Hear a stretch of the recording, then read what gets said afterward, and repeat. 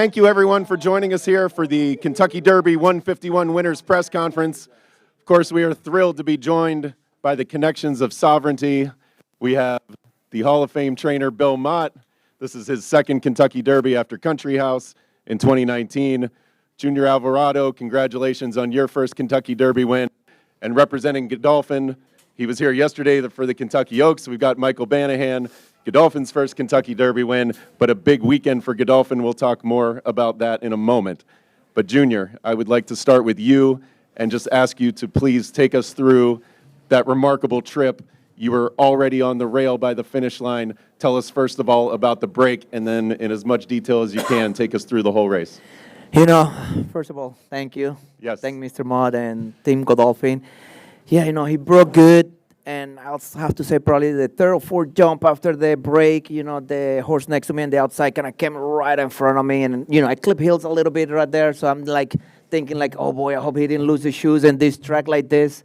But, then have to kind of just keep going and, trying to save ground, trying to see my way. How could I get to save ground a little bit the first turn? And, I think everything was just, falling right into place for me. I got to save ground the first turn. And, when we turned the backside, he was still, traveling very beautifully until, I would say we hit the 5 pole, and then that's when he kind of was saying to me, listen, I'm ready. So, from there I started picking it up. I didn't want to get too excited.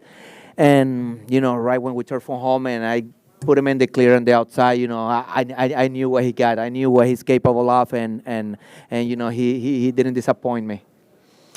And Bill, maybe if you could pick it up from there, tell us your emotions in the last, say, quarter mile or so. Well, I was silent, I guess, until they hit the wire, but then it all came out. I was lucky enough to be with my family, and we kind of had a brief celebration there until we went to the infield.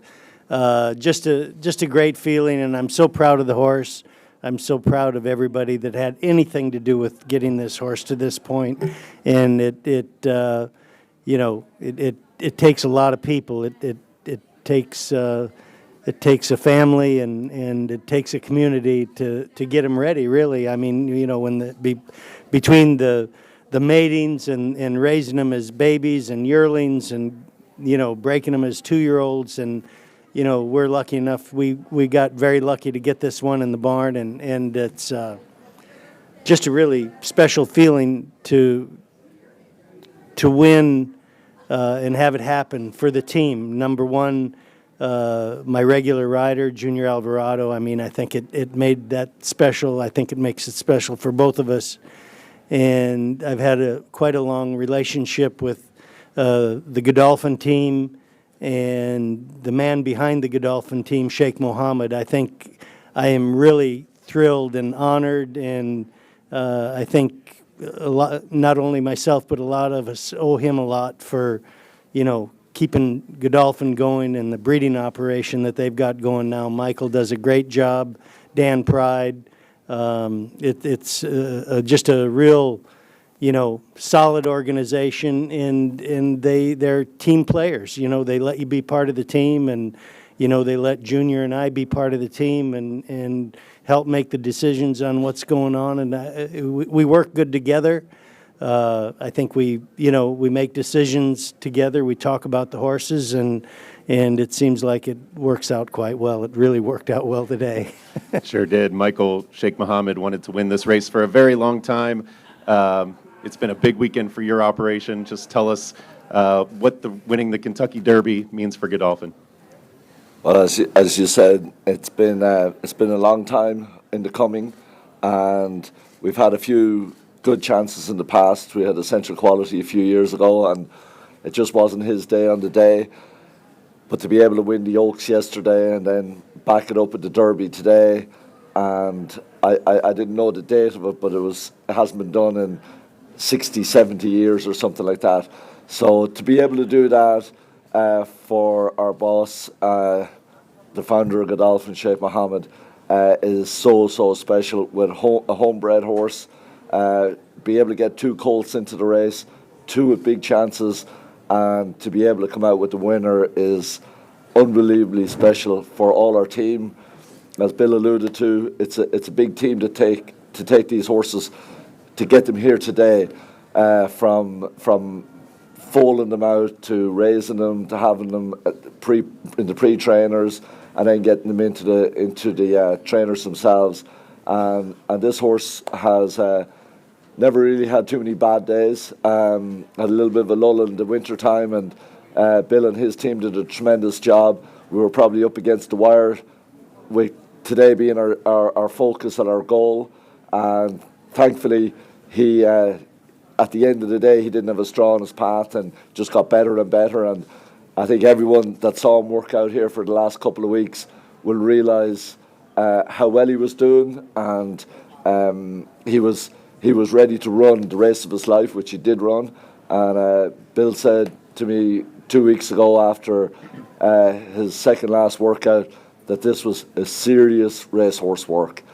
And when a Hall of Fame trainer like Bill Mott tells you that, that'll instill an awful lot of confidence, because he doesn't come out with terms like that too often. So I knew this horse was in excellent shape. Bill, you were understated this week, but you did seem happy and positive. Can you just tell us about coming into the race, your confidence, and then having it validated? Well, I didn't have any reservations about him. You know what I mean? You got to go out there and run the race. But the way the horse was doing, I really couldn't have asked for anything different in the last, 5 weeks or whatever it was since his last race. Everything had gone smoothly. And ordinarily, to win these type of races, you can't have many hiccups, in your training schedule or the way the horse is doing. And when it goes that smoothly, and you've got a talented horse and one that's capable of probably winning a race like this, it gives you a lot of confidence. And I think the one thing, I always respect the competition, and I really believe this was a very good field of Derby horses. I mean, I watched them all train all week, and there were some really nice moving horses in here. I mean, you could look at a half a dozen of them and you say, wow, this horse is really doing well. So I think we beat a group of horses that was talented and doing quite well, and obviously the horse from California that finished second was well thought of, and it makes you feel pretty good when your horse can outrun a horse like that. A lot of people, I think, would have assumed that perhaps you backed off a little bit after the Fountain of Youth, having the points for the Derby. Would that be a fair way to characterize how you No, prepped him? I don't think so. I think we just kept him on a normal schedule. I mean, I maybe I backed off a little bit because he ran such a big race off of a layoff, and maybe I backed off of him and I didn't drill him too hard because I thought, when they come back off a layoff and they run as big as he did on that day, sometimes they can react a little bit from a race like that, and perhaps he did react a little bit in the Florida Derby, but it was still a good solid race. The fact that he had run so big the first time, and I really didn't lose any confidence in him because he finished second. I think it's probably just knowing different circumstances on the track down there, and that it probably doesn't favor a stretch closer like him. Did today feel any different, winning the Derby the natural way? Well, I think it does. I think it does. I really, we always take them any way we can get them, but that was pretty special. And I've raced here at Churchill Downs for over 45 years. I've been in the same barn here at Churchill Downs since 1980. And I think I've made every meet here, spring, fall, since then. And we were lucky enough to be actually something I'm very proud of. Held the title for the number of wins. I held the title for 32 years, and now these young guys are there. They've gone past me. They're chasing me, but that's the way it's meant to be. All these records are meant to be broken, but Churchill has really been special for me in my growth as a trainer, and I've trained for so many really good people from Kentucky that have supported me, and this is just carried over to today, and this was the icing on the cake. But I still want to win more. Well, clearly you two need to talk about it, but for those that didn't get to hear the NBC interview, just your initial thoughts about Baltimore and the Preakness. Well, I think we're going to leave that up to the trainer. He's in the Hall of Fame for a lot of good reasons. And so assess the horse and see how he comes out of the race. And he ran really hard today. And especially when you get a closer from off the pace like that, they have to lay their body on the line a little bit, So we'll see how he comes out of it. And, if he responds well, maybe we look at that, But I know we're going to jump in straight away. We'll enjoy today. Of course. Today was the goal. And I'd like to say, it's great having Junior back on him. He didn't ride him the last day because of an injury. And the confidence that Junior has in the horse, especially a horse coming from off the pace like that and knowing him so well, I think helped him get there today as well, because he knows that he's going to be there for him. And some riders that maybe haven't been on him before, and Manny Franco gave him a great ride down in Florida, but he probably wouldn't have had the confidence in him that Junior had, because he knows him so well. And if he's not getting there straight away, he knows he's going to be there for him. And you don't want to make it too early with him, because you can't get there at the 8th pole and say, where's the wire coming? So, great ride by Junior again today. We saw that here last year in the Street Sense when we came here and won it. And, it was a great move to get here. We knew he liked the track. We were always hungry to get back here. Gulfstream was never going to be a track that favoured him, so it was great to get back here at Churchill and see what he could really do. Junior, I've asked the other two. Now I'd like to ask you what the Derby means to you, what winning it means. Still sinking in, to be honest. It means the world to me, I for me and for my family, coming from my country where, the only race that we were able to watch back there was just the Kentucky Derby. It was the only race from USA we were able to watch. And that little, start getting in my head. And I said, that would be nice, be the United States right in the Kentucky Derby. Then, little by little, I think, I started, point that out to make it come true. And I think today we just did that. Very good. Let's take some questions. Byron, let's start with you. Michael, can you speak to the success of Into Michael, can you speak to the success of Into Mischief? This is his third Kentucky Derby winner, and expand on the pedigree of Sovereignty. Obviously, a lot of stamina influences in his female family. Absolutely, and we probably had a rough start trying to figure out what mares we needed to send Into Mischief, because we saw everyone else having a tremendous success with him, and we couldn't get a winner by him. But eventually we got there, and we got with Pretty Mischievous 2 years ago in the Oaks, and we've had some nice horses by him. And again, this horse probably culminates in the best one we've had. And he's a wonderful stallion, as we know. Great speed influence, but as we can see, if he gets the right mares, he can get classic mile and a quarter horses as well. So we're so grateful to be able to have the opportunity that the boss allows us to breed some great horses like Into Mischief as well, as along with our own stallions. So having that opportunity to breed to who we think are the best stallions in Kentucky gives us the chances to come and compete in these type of races as well. Those 3 winners by Into Mischief ties a Kentucky Derby record. We got one over here. Yes, sir. Hello, gentlemen. Congratulations, Junior. Heading into the final furlong, what did you see that made you say, "I got this"?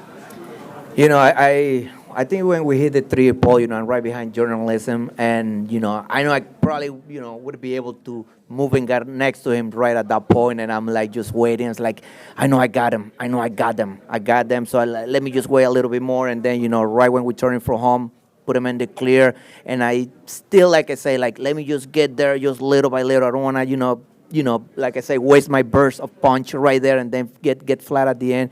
So we kind of like little by little inching it out. But I could feel it turning from home. He was gonna get there, and like I say, once we hit the 8 pole, like I knew like there is impossible way somebody's gonna be coming and beat me, because he was still running pretty hard at that point. And like I said, I always trust him. I knew what he was capable of, and like I said, it was just a great effort today.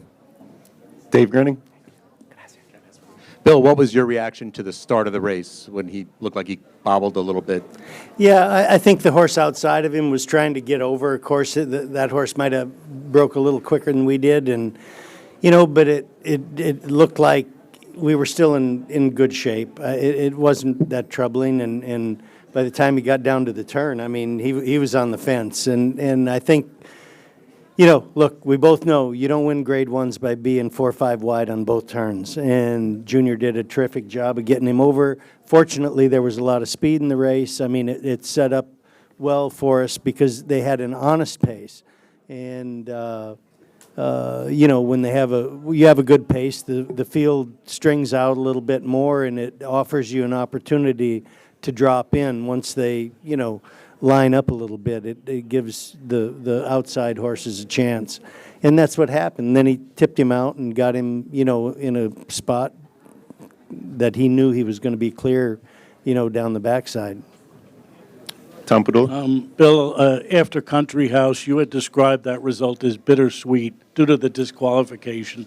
How does this one feel? Well, this is special. I think it's, they're all special, and I don't want to take anything away from Country House's effort, because he actually ran a very good race on that day. I mean, I know he finished second, and I would say he may have been second best on the day, but it was, I guess, our luck that the horse that crossed the finish wire first, unfortunately, took out 2 or 3 other horses, and they had to do something. They had to put us up.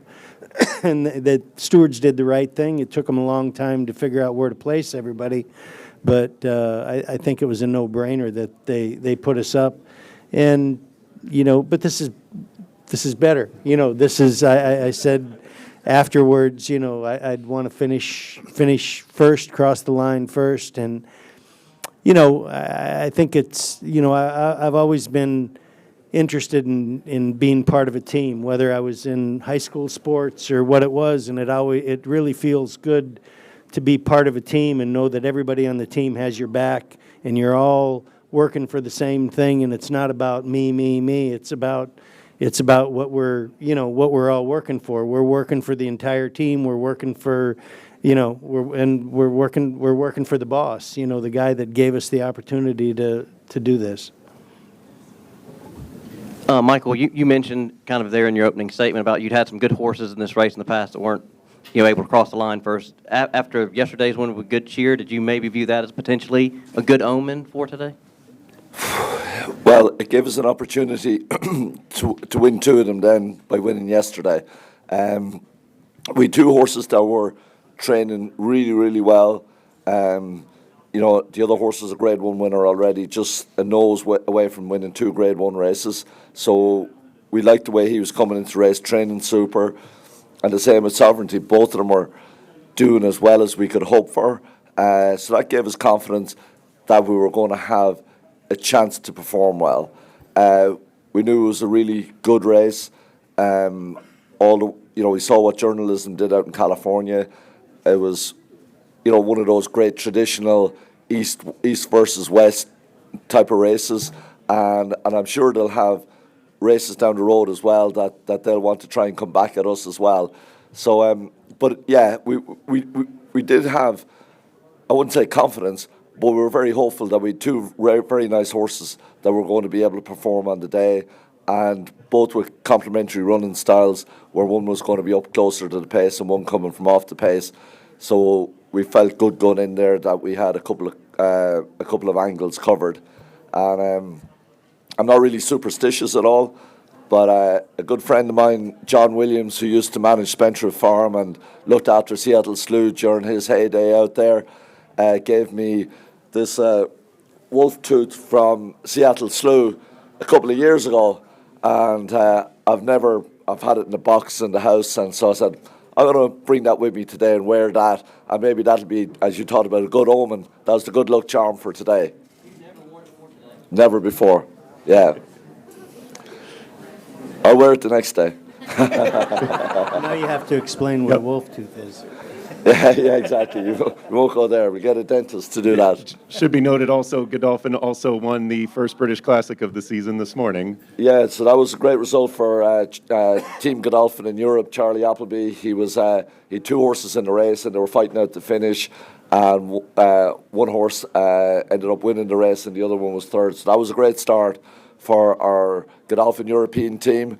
And I know they were very excited about that. And they have a filly in the 1,000 guineas tomorrow, which is their second classic, which they really like, and I think they thought that was their best opportunity on the weekend. So maybe they can double up like we did here in the US. Yes, sir. Bill, since we've been sitting here, I noticed that you keep looking back up at the loop of the replay. I never get enough of it. Yeah. I just it's really great to watch. Looking for something in particular, or I'm fascinated by the trip that he got. I mean, I think it's just great here. Look at they're lining up across the racetrack, and it looks like a cavalry charge. And by the time they get down to the turn, I mean, Junior's on the fence, and I think we've both got the same theory that you're not going to be wide on both turns and win these kind of races. Just not going to happen. So he got in a good spot. Look, he's right on the fence there, and then he picks his spot from there. Oh, Jason. Junior, how much of any were you tracking journalism? It looked like you all kind of made your moves simultaneously almost. Well, I was first, he got into a beautiful rhythm. So, and I knew I got Sandman like right behind on the outside. So I was like, before I make any move, I got to make sure, he don't get the jump on me.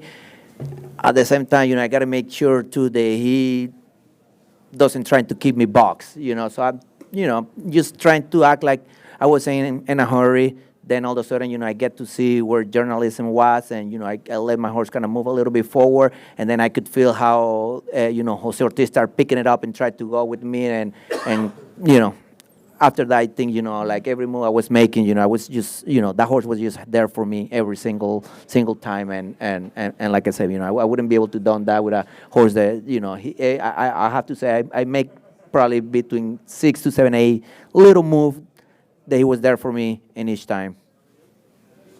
Junior, when you enter the spring on a horse this good, and then you have what happened at Gulfstream with the heart attack and the spill, how scary was that for you, knowing that possibly maybe you don't get this opportunity? I was completely heartbroken. I thought that was it. I knew that was this horse. All along, I knew this was the right horse for me to win the Derby. And I always say, well, if it's meant to be, it's meant to be. But at the same time, like I say, I don't know if I'm going to be able to get another horse like this if I don't get back on time. But once again, I got the call the next day when I get out of the hospital. Mr. Mott said, listen, you do what you need to do, and, you'll get to ride all the horses back. Just, I think that gave me a hell of a peace of mind and to do what I needed to do the right way to recover properly, and I just did that. Junior, you said it was still sinking in. When is it going to sink in? I don't know. It's still, like I say, I try to think what word can I use when people ask me, like, what does it feel to win the Derby? And I don't know if I'm going to be able actually to find the right word that can describe this feeling that I have in this right now. Dana?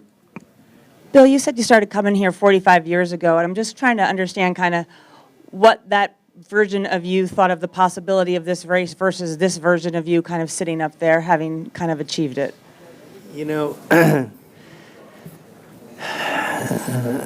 I listened to my first Derby, I guess, when I was probably 14 years old, and I was sitting in the front seat of a GMC pickup with a trailer behind it. It was owned by Keith Asmussen, by the way. And I listened on an AM radio to the call of the race of Proud Clarion winning the Derby with Bobby Ussery up. And from where I started, that was Fort Pierce, South Dakota, by the way. And never dreaming that I'd ever come to Kentucky. I mean, I never even imagined that I would ever be here. I never imagined even being at Churchill Downs. And to wind up having number one, the win title here and winning so many races here. I mean, I was very proud of that, and I looked back at that time, and I thought, I can't even imagine. At that time, I couldn't even imagine being at Churchill Downs. It was a dream that was even too far away for me, and to be sitting up here, I mean, and thinking back at that, whether it was 1967 or what it was, and it's, like going to outer space. Junior, I was wondering if you could just describe obviously you had the physical challenge of what happened to you in Florida, but just the mental challenge of going through what you went through this year, going through what you went through on Thursday. How did you maintain your confidence throughout the last couple months and through today? I have to say I have a lot of faith in God, and I just keep every day since I got the injury, I just keep telling God, just please heal me, and if it's meant to be, I know you're gonna put me right back in action before the Derby, and once again, like I say, when Mr. Mott called me the day after I got out of the hospital, it gave me a big peace of mind. That you don't get that in the business often. It's because this is the nature of the business. Somebody will get to ride the horse, you ride him good, and you get to keep him because the guy did a good job. How you get him off? You know what I mean? So I understand that too. But once again, like I say, just having the peace of mind and being able to do what I needed to do, it just it's something that I always and will appreciate from Mr. Mott. Nicole. Michael, I know you've been asked a little bit about this horse's pedigree and into mischief, but could you talk a little bit about the female side of his family, particularly being out of a Bernardini mare who's just been amazing? It was fantastic, and Crown was, she was a lovely mare that we bought, and unfortunately she had a few niggles, never really made it to the racetrack. But the person you need to talk about that is this man over here, because he's trained most of the family in there, going back about 3 generations. And he's had great success with that whole family. And it is fun. It makes it fun because I trained the third dam, and the third dam was out of a mare called Lakeway that won the Alabama, and I was part of the team that bought her. Her name was Sluice. She was out of Lakeway, and I was able to train her, and we won a graded stake with her in Chicago. And then she produced a mare called Mushka, and I was lucky enough to get Mushka, and I actually trained her for 2 different owners, and we won the Spinster with her. And then Mushka, in turn, produced Crowned, and then Godolphin bought Crowned. But it's kind of a neat thing to be able to train those families and those generations of horses, and it might be telling my age a little bit, but it really makes it pretty special. Back there. Yeah, Michael. Obviously, Godolphin's had a number of horses that have come here before. Was there ever a thought that, what was it going to take to, finally get a winner, or was there ever? Do you ever doubt that you would be up here in a spot like this? Well, I think as long as we got the type of horses to give us an opportunity to get up here and to be able to compete in the Derby, that's all we can ask for. Any horse that wins the Derby gets the great trip out there. Junior alluded to it already. Everywhere he went, he got where he needed to be. As Bill also said, needed to be able to get over to the rail, and be able to save ground as well. And you see every Derby winner, they have, it seems like they travel around the racetrack in this bubble, and no matter where they go, things open up for them. Same with him today now. Obviously, at the start, that was a little bit scary, but other than that, he had a great trip around there. The horse takes dirt very well, so that's not an issue being down close to the rail as well. So, do we expect to win these type of races? No, you don't. You just expect to have some nice horses that you can give them the opportunity, give them to great trainers like we have. We have 5 trainers here in the US. Every one of them had a runner this weekend in graded stakes races. We're fortunate enough for 3 of them to win races as well.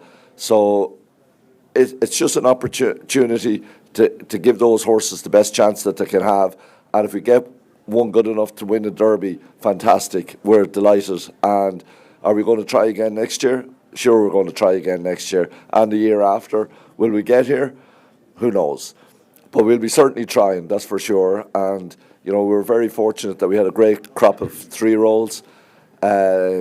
Last year as 2-year-olds, they were really nice. We had 4 horses that won graded races that you could term as prep races at the end of their 2-year-old career to be going into their 3-year-old year. So we were excited about having 4 of them. It took 50% of that to get here today, to get one of them to win it. So it takes a big effort to be able to get here, and we don't take it lightly. But we certainly don't think that just because we have some nice horses that we're going to be able to get up, sit at this table, and be the winner of the race. The boss ran a lot of horses in Europe, a lot of horses in the Epsom Derby, and it took a lot of horses to get there before Massar eventually won the race for Godolphin. And we had great horses that ran that race. The one that the boss would always consider maybe his best horse in Dubai Millennium, and he ran there and ran too free and didn't get the distance that day. So it takes a very, very good horse to win these races, and we were fortunate enough to have Sovereignty be able to show his true talent today. Bill, a lot of folks here would like to come by the barn in the morning to maybe get a peek at the Derby winner and get an update from you. Is there a time that you feel comfortable telling everyone to stop by? 10:30 or 11. No, I'm just kidding. No, Jenny Reese will beat me there probably. But we'll be there. We'll be there early. We'll be there by daylight, put it that way. Okay, fair enough. All right. Well, I believe Governor Beshear would like to visit with you all and have a toast over at the Kentucky Derby Museum, so we're going to let you go. All right. Congratulations Very once good. again to the Kentucky Derby winning connections.